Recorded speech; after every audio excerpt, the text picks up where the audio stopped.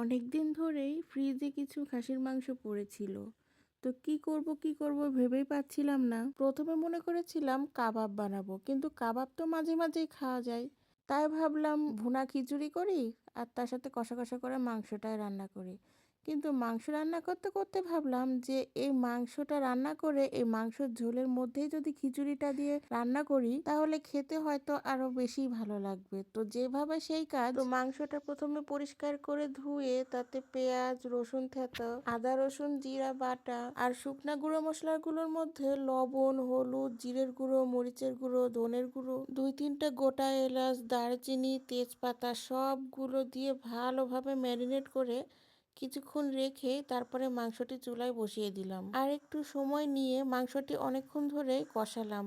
তারপরে দুটো রসুনও দিয়ে দিচ্ছিলাম। মাংসটা ভালোভাবে কষানো হলে গরম পানি দিয়ে মাংসটি সিদ্ধ হওয়া পর্যন্ত কিছুক্ষণ অপেক্ষা করতে হবে। মাংসটি যখন পারফেক্টলি সিদ্ধ হলো তখন ঝোল কিছুটা কমিয়েই নিলাম জাল দিয়ে দিয়ে। তারপর আগে থেকে চাল ডাল ধুয়েই রেখেছিলাম সেই মশলার মধ্যে চাল ডালটা দিয়ে কিছুক্ষণ ভালোভাবে নাড়িয়ে চাড়িয়ে চালটা ভেজে নিলাম। চালটা ভাজার সময় আমার মনে হচ্ছিল যে লবণ আর হলুদের পরিমাণটা হয়তো কিছুটা কম, তাই পরিমাণ মতো লবণ আর হলুদ দিয়ে দিলাম। অন্যান্য মশলা দেওয়ার প্রয়োজন নেই, কারণ আমি যখন মাংসটা রাঁধছিলাম মাংসর তুলনায় মশলা আমি সামান্য একটু বেশিই দিয়েছিলাম। ভালোভাবে চালটা ভাজা হয়ে গেলে পরিমাণ মতো গরম পানি ঢেলে দিতে হবে।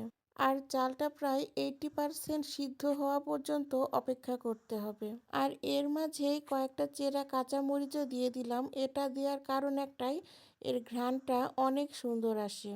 তারপরে ঢাকনা দিয়ে ঢেকে দিলাম যতক্ষণ পর্যন্ত চালটা প্রায় 80% সিদ্ধ না হয়। ভাতটা যখন 80% সিদ্ধ হয়ে যাবে তখন কিছুক্ষণের জন্য গ্যাসটা অফ করে দিব। তারপরে যে মাংসটা আলাদা উঠিয়ে রেখেছিলাম সেই ভাতের উপরে মাংসটা দিয়ে দিব। আর এরকম খিচুড়ির সাথে ডিম সিদ্ধ খেতেও আমার অনেক ভালো লাগে, তাই আমি আগের থেকে হাফ সিদ্ধ একটা ডিম বয়ল করে রেখে দিয়েছিলাম। এখন আমি এই ভাতের ওপরেই দিয়ে দিব। তারপরে ঢাকনা দিয়ে একেবারে নিভু আছে প্রায় 8 থেকে 10 মিনিট রাখলেই হয়ে যাবে। খিচুড়ির চেহারাটা দেখেন কতটা পারফেক্ট এসেছে। এইভাবে রান্না করলে খিচুড়ির স্বাদ আরো দ্বিগুণ হয়ে যাবে। মাংসগুলো খিচুড়ির সাথে একটু মিশিয়ে দিব। প্রথমের দিকটায় মিশাইনি, তাহলে হয়তো ভালো লাগতো না, কিন্তু এখন মিশিয়ে দিলে খেতে একটুও খারাপ লাগবে না। এরপরে একটু সার্ভিং ডিশে আমি ডিজাইন করে সার্ভ করে নিলাম। এইভাবে আপনারা কে কে খেতে পছন্দ করেন অবশ্যই কমেন্টে জানাবেন। আর আমি এরকম ধরনের খাবারের সাথে গোটা রসুন খেতে সত্যি অনেক পছন্দ করি।